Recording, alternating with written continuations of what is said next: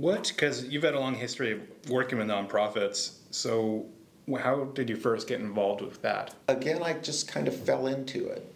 So I know that from my upbringing, my mother was a good Muslim and always taught me, she said, it's one of the 5 pillars of Islam to do charity and to help people who are poor. So that was kind of ingrained in me from a young age. And then the year I graduated high school, my brother had moved to Seattle.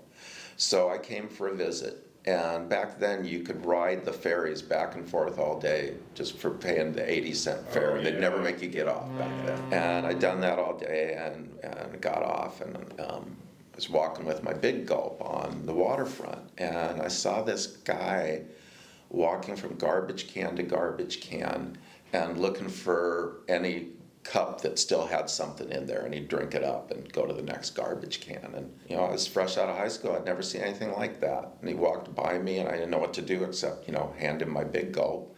But it haunted me, and I moved to Seattle almost 10 years later, and I started volunteering first at food banks and then soup kitchens, and then I got into grad school and decided for my fieldwork class, I wasn't comfortable studying homeless people, but I thought I would study the advocates and activists and organizers who tried to engage with the unhoused community for direct action.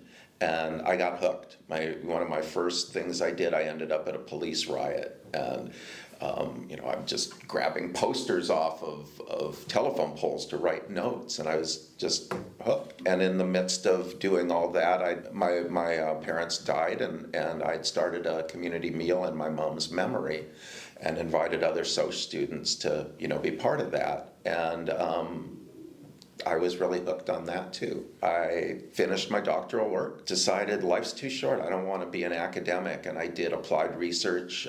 For a couple of years, I ran a statewide study of unhoused families, and the report went to the governor and the legislature, and nothing really changed. So that's when I started doing direct service. The church where I had been doing my community meal, just kind of as a hobby, was starting a shelter. And I got hired and became the first shelter director, then the first executive director. We got a $2 million grant, and that's when I left. I thought, okay. And on a high note. Well, and I had met my future wife, and she said, I got 2 questions for you. One is, are you ready to take care of yourself and not just everyone else? And do you have room in your life for another person?